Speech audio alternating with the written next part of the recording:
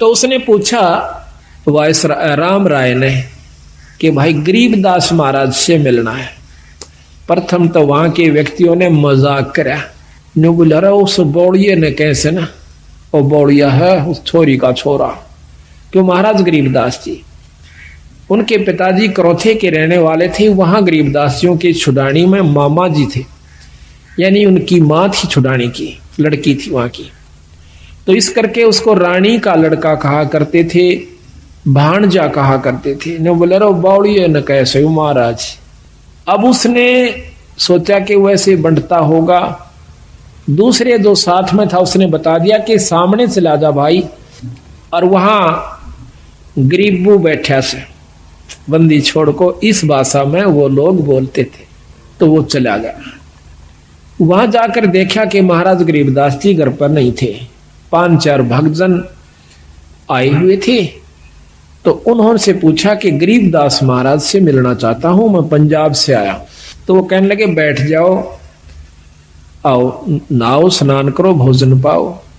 घर वाले कहने लगे, तो वो कहने लगा मैं महाराज जी से मिलना चाहता हूं। कि महाराज जी तो खेत में गए हैं। किस तरफ गए हैं? जंगल में। कि बैठ जाओ आ जाएंगे। कितनी देर में आओगे? अक ये मालूम नहीं, आवत ही बाजे में, अरे ना हो तो शाम तक ना। उनकी मौज से उन्हें सोचा जब इतनी दूर से आ गया हूं तो क्यों ना 10 कदम और खेत की तरफ धर लो। इतना उतावला हो रहा था कि भगवान के दर्शन करो। साधु दर्शन राम का, ईश्वरीय दर्शन होता है संत। इतना उतावला हो कहता है कि मुझे रास्ता बताइए, मैं खेत में मिल लूंगा भगवान से। तो उन्होंने कहा कि नहीं आप यहीं रुकिए, अगर नहीं मुझे रास्ता बताइए। तो उन्होंने रास्ता बता दिया कि इस प्रकार पश्चिम में, ये दक्षिण की तरफ आप जाइए, रास्ता खेतों में जाने का। और वहां से आप रास्ते में एक रहट मिलेगा, रहट के पास एक झोपड़ी है, उसमें महाराज मिलेंगे। वो चल पड़ा। तो बंदी छोड़ रास्ते में आ रहे थे। गरीबदास महाराज की वेशभूषा के थी कि धोती और कुर्ता, जैसा आम हरियाणे की वेशभूषा है व्यक्ति पहनते हैं, उस भाव में था, आ रहे थे। तो उसने राम राय ने बंदी छोड़ से पूछा कि भाई मैंने महाराज गरीबदास का स्थान बताइए। बताते ही इधर खेतों में रहते आए हुए। अब सतगुरु महाराज ने सोचा कि जय मैं इसको अभी बता देता हूं कि मैं गरीबदास हूं, तो ये मेरी बात एक नहीं सुनेगा, क्योंकि इसके मन में जो संत वेशभूषा है वह कुछ और है।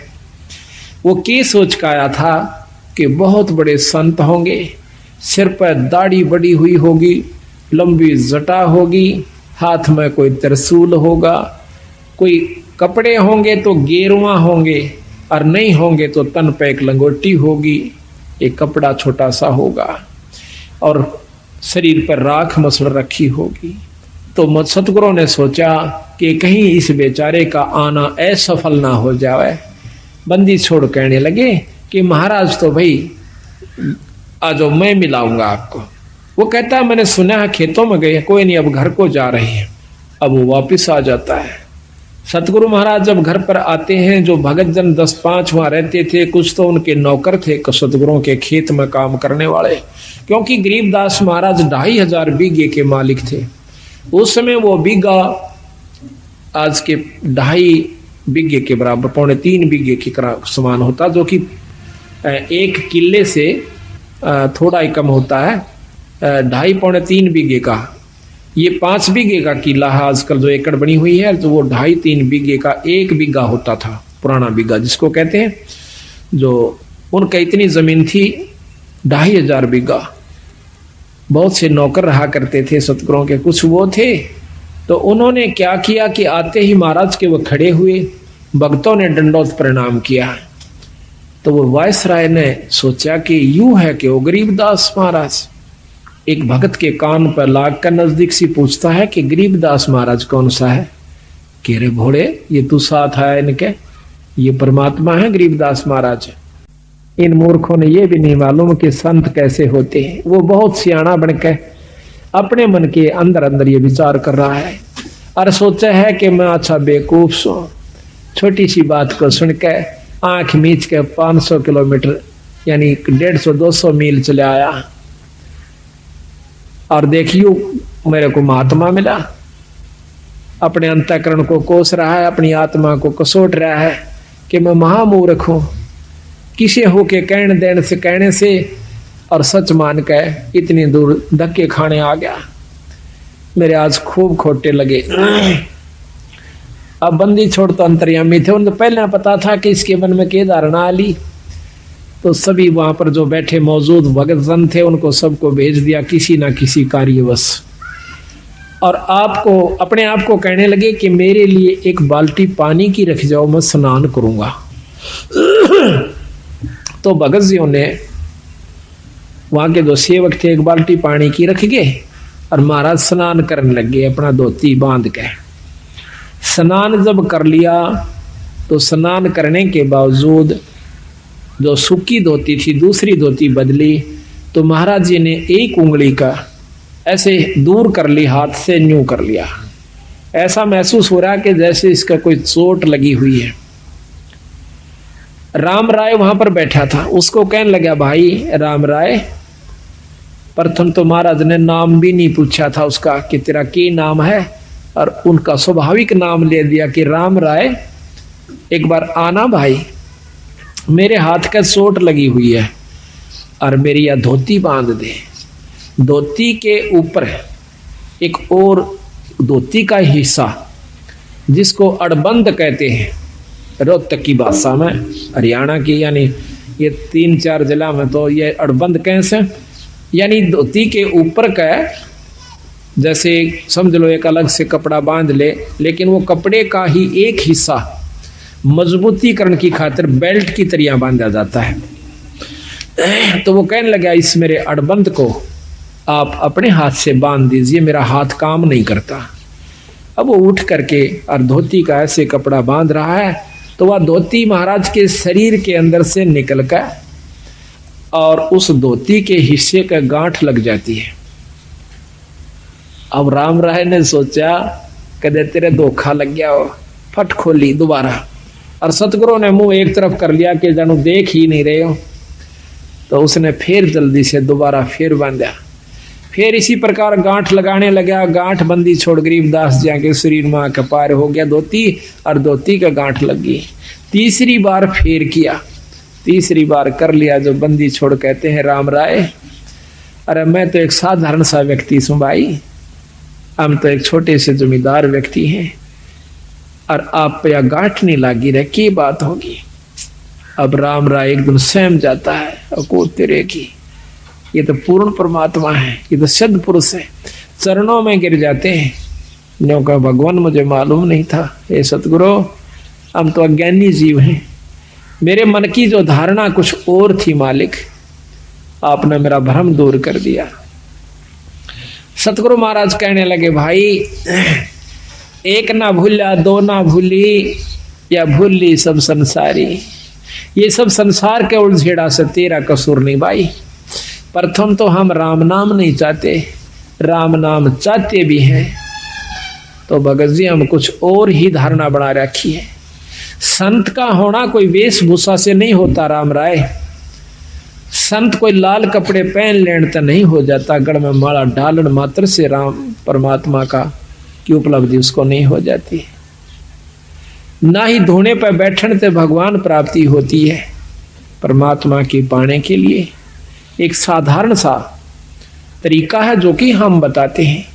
तो वो कहता है सतगुरु मैं तो इतनी दूर से आया हूं और आपकी अमृतमयी मुखवाणी से, आपकी अमृतमयी वाणी से, आपके मुख कमल से सुनना चाहता हूं मालिक, अगर आप मुझे योग्य समझे तो कुछ सतगुरु समझाने की कोशिश कीजिए। तो बंदी छोड़ ने उसका नाम झुमकरा रख दिया कि झुमकरा भाई, झुमकरा क्यों रखा उसका नाम कि उसका मन झूम रहा था, वो डगमग था बेचारा, बहुत विचलित था, तो इसलिए उसको झुमकरा कहा। तो यहाँ कहते हैं वो था विष्णु उपासक थे राम राय जी, क्योंकि पंजाब के अंदर भी बहुत उपासना भगवान विष्णु कृष्ण जियों की यानी 90% अब भी हो रही है। तो यहां बताते हैं कि ले राम राय मैं तुझे समझाता हूं परमात्मा के बारे में। अथ झुमक रे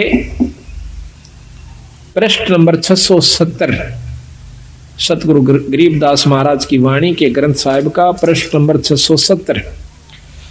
नाभ कमल में बैठिए रे झुमकरा, चल बंक नाल के घाट सुनो रे झुमकरा। अब शरीर के अंदर प्रवेश करके उसकी सूरत को अपनी शक्ति से सतगुरु महाराज कहते हैं कि नाभ कमल में बैठिए रे झुमकरा, चल बंक नाल के घाट सुनो रे झुमकरा। नाभि कमल अंदर सूरत समोह और नाभि कमल है सुंडी के पीछे ने, इसमें चलिए और वहां से फिर बंक नाड़ एक नाड़ी से पतली सी उसके महा का प्रवेश जब ये सुरत करती है वह नाड़ी सुरंग के समान लगती है। जैसे दूरबीन को उल्टी तरफ से देखा है इतनी होती है, वह कम से कम 20 फुट लंबी नजर आया करे और बहुत चौड़ी नजर आवेगी दूरबीन। हम ये लेवल मशीन होती थी हमारे महकमे में, उसको जब उल्टी तरफ देखते थे वह इतनी होती है एक बिलांत की, और उल्टी तरफ से देखते तो वह कम से कम 10 फुट की इतना चौड़ा लंबा उसका विस्तार नजर आया करता था उस लेंस के कारण। इसी प्रकार जब ये आत्मा ये जीव उस बंक नाड़ में प्रवेश करता है तो फिर ऊपर को यानी इन हड्डी के बिल्कुल साथ साथ अंदर की तरफ रीढ़ की हड्डी जिसको मेरुदंड भी कहते हैं, इसको कड़का बांस भी कहें से, इसके साथ साथ से अंदर की तरफ चलती है। उसमें काफी बंक हैं, ऐसे नो मोड़ के कभी यूं भी घूम जाती है मेरुदंड के साथ से, कभी सीधी चल रही है, कभी नो मुड़ जाती है, कभी यूं घूम रही है, इसको बंक नाल कहते हैं। ये कई प्रकार की हैं, इस हर एक शरीर की न्यारी न्यारी बंक नाल है। सूक्ष्म शरीर भी है, स्थूल शरीर की न्यारी है, सूक्ष्म शरीर की बंक नाल अलग है, कारण की अलग है, और फिर इस बंक नाल के पार जीव ने जाना हो से। नाभि कमल में बैठिए रे झुमकरा, चल बंक नाल के घाट सुनो रे झुमकरा। इला पिंगला फेरिए रे झुमकरा, उतरो ओगट घाट सुनो रे झुमकरा। इला इला नाड़ी है बाई और पिंगला है दाई। इला पिंगला फेरिए, एक प्राणायाम करना पड़ता है जिसमें पहले इला से सांस लीजिए, फिर पिंगला में छोड़ दीजिए, फिर उल्टा ही पिंगला से वापस लीजिए, वापस फिर इला से छोड़ दीजिए। एक प्राणायाम हो गया। इसको ज्यादा करने से वो सूक्ष्म सुषुम्ना का यानी तीसरी जो नाड़ी है जहां से जैसे ये सांस गया फिर दूसरा वापस है, इनके बीच में एक और सुराख से, यानी ये नाक दोनों तरफ से जैसे अपना यहाँ पर बंद है, ये आगे जाकर के थोड़ा सा अंदर में घुस जाता है। अंदर में घुस के इसके अंदर आर पार स्थान है, जैसे को पशु का नकेल गाल दे नाक फोड़ के और उसमें सुराख, ऐसे इसमें बीच में सुराख है एक बहुत बारीक, और उस सुराख में फिर एक और सुराख है जो ऊपर न चढ़ता है, वो सुषुम्ना द्वार है। तो वहां कहते हैं सुषुम्न स्वरत लगाइए रे झुमकरा, वो खोलो बजर कपाट सुनो रे झुमकरा। अंदर जो वस्तु है वो वहां से शुरू होगी, वो अंदर बजर कपाट से, और वो सतगुरु के नाम की कृपा से खुल सकते हैं। योगी लोग अपनी साधना से खोलते हैं, बहुत वर्ष बीत जाते हैं, और नाम की कृपा से सतगुरु की रजा से इस नाम का इतना प्रभाव होता है, अंतःकरण साफ होकर ये रोम रोम करनाने लग जाएगा। आत्मा समय समय पर रह रहकर ईश्वर को रोना शुरू कर देगी, तो समझो आपका सब कुछ खुल गया, सुषुम्ना भी खुल गई, ब्रह्मरंध्र भी खुला हुआ है।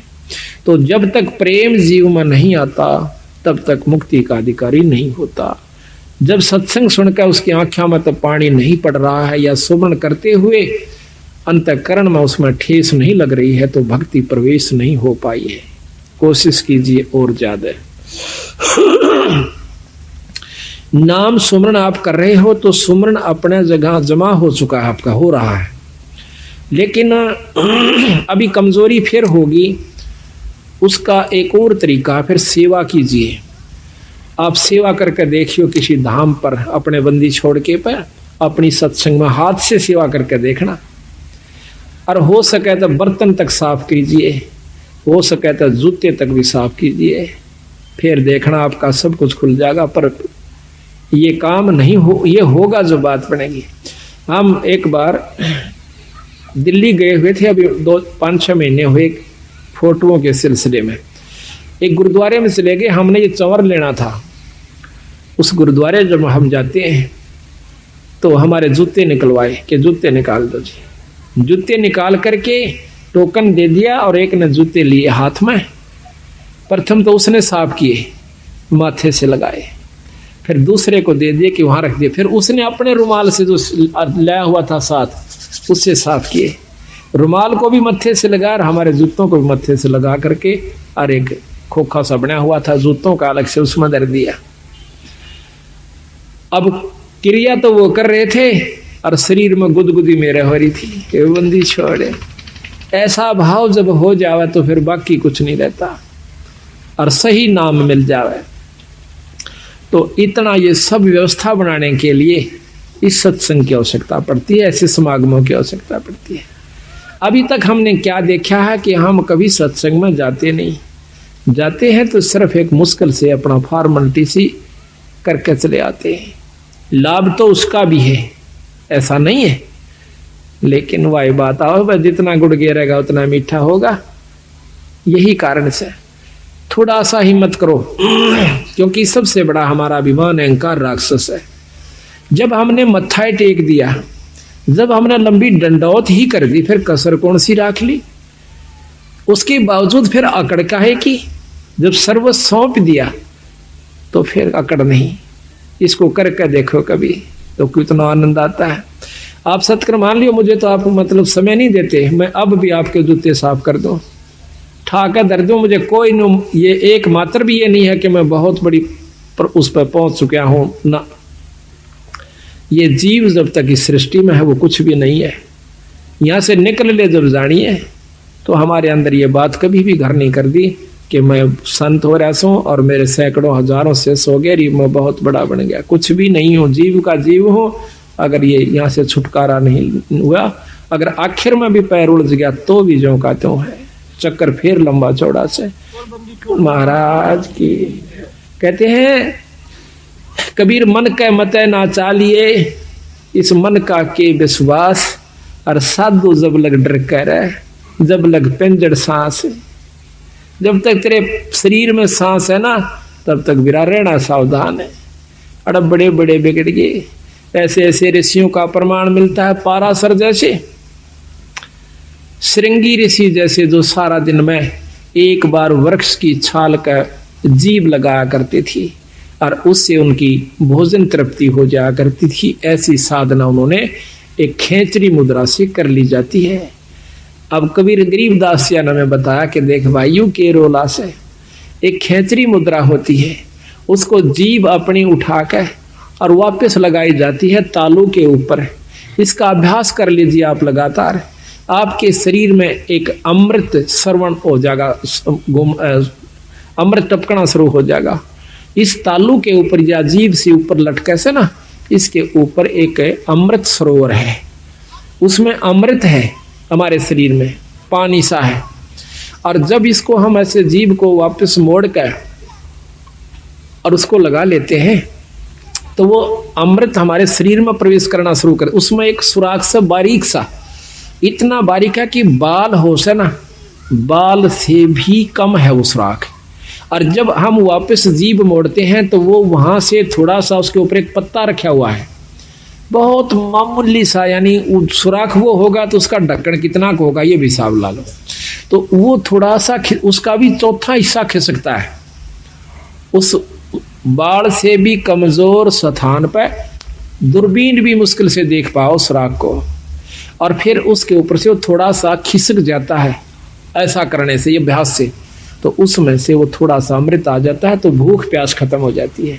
तो वो सारा दिन में एक बार कहते हैं ऐसे जीभ लगाया करता था। तो उसको जीभ लगाया करता था, तो एक राजा ने उसको, उसने सोचा कि तेरे को बहुत बड़ी उपलब्धि होगी है। वो अयोध्या के एक थोड़ी सी बनी होती है, जो गांव से बाहर, शहर से बाहर थोड़ा सा जंगल होता है, उसमें बैठ गया आकर। अब देखा, एक ने देखा, दो ने देखा, चार ने देखा, गांव में, शहर में सुरसराट मच गया कि एक महान संत आया हुआ है, सारा दिन समाधि में रहता है, एक बार जुबान लगावे से वृक्ष के और कुछ नहीं खाता। आसपास के दर्शन करने की खातिर टोल जान लग गए, औरतें भी, बहन भी, बाई भी सब दर्शन कर, कहां पर वो आंख कौन खोला है, न्यों बैठा रहा। बहुत सुंदर शरीर, नौजवान। कहते हैं राजा दशरथ की लड़की शांता नाम था उसका। राजा दशरथ के शांता होने के बाद कोई पुत्र प्राप्ति नहीं हुई। कौशल्या से उत्पन्न हुई थी, बड़ी लड़की औरत से, कैकेयी से, कौशल्या से। तो उसके बाद कोई संतान नहीं हुई। तो कौशल्या जवान हो, शांता जवान होगी थी, वह भी देखने जाया करती थी ऋषि ने। तो उसने क्या किया, राजा की लड़की थी, और तो डरे थी, पर राजा की लड़की थी, उसने क्या किया, शहद लेगी साथ में। जहां पर भी उस ऋषि ने ऐसे जुबान लगाई, उसने देख लिया, वहां पर थोड़ा सा शहद लगा दिया पहले से। जब ऋषि ने अगले दिन उस पर जुबान लगाई, फिर शांत हुआ। अगले दिन फिर लगा दी, फिर शांत हुआ। तीसरे दिन उसने आंखें खोल ली, सामने शांता बैठी है। तो वो भोजन भी साथ बना के ले जाया करती कि जिस दिन आंख खोले महाराज को मैं भोजन कराऊंगी। भोजन करा दिया। कहने का तात्पर्य यह है कि आखिर में श्रृंगी ऋषि और शांता का विवाह हो जाता है। राजा दशरथ विवाह से मना करता है कि मैं ब्राह्मण के घर में क्षत्रिय को नहीं, क्षत्रिय की लड़की का शादी नहीं कर सकता। शांता उनके साथ चली जाती है, रामचंद्र जी की बहन। तो महाराज कहते हैं श्रृंगी ऋषि से वन में मोहे, यानी इस मन का कोई भरोसा नहीं। सतगुरु महाराज कहते हैं सावधान रहने में फायदा है। तो साधु जब तक डरकर रहे, जब लग पिंजर श्वास, जब तक अपने आखिरी शरीर में भी को थोड़ा बहुत भी रह रहा है, तब तक बच के रहने में फायदा से। ना जानिए कब और के को मत पैदा कर दे, वह मन खुद काल है। तो यहां बताते हैं कि वो खेचरी मुद्रा करने से उसमें ये शक्ति आ जाती है शरीर में, तो फिर परमात्मा प्राप्ति नहीं है उससे। हम उसी को ये मान लेते हैं कि इसको बहुत लाभ हुआ, ये बहुत बड़े संत है। अब देखिएगा, इस कुत्ते ने एक बार इसको रेन लाइए भगत जी, एक टूक गिर दे, और इसकी ये फिल्म लेना भगत जी, इस कुतिया की। अब इसको देख कर भी कालजा नहीं हिलता है, एक रोटी गिर दो इसको, वो आप जाना भगत जी वहां पर, वो फिल्म कुत्ती की देख पूरी अच्छी तरह उसकी खाज लगी हुई है, के हाल हो रहा है इस बेचारी का।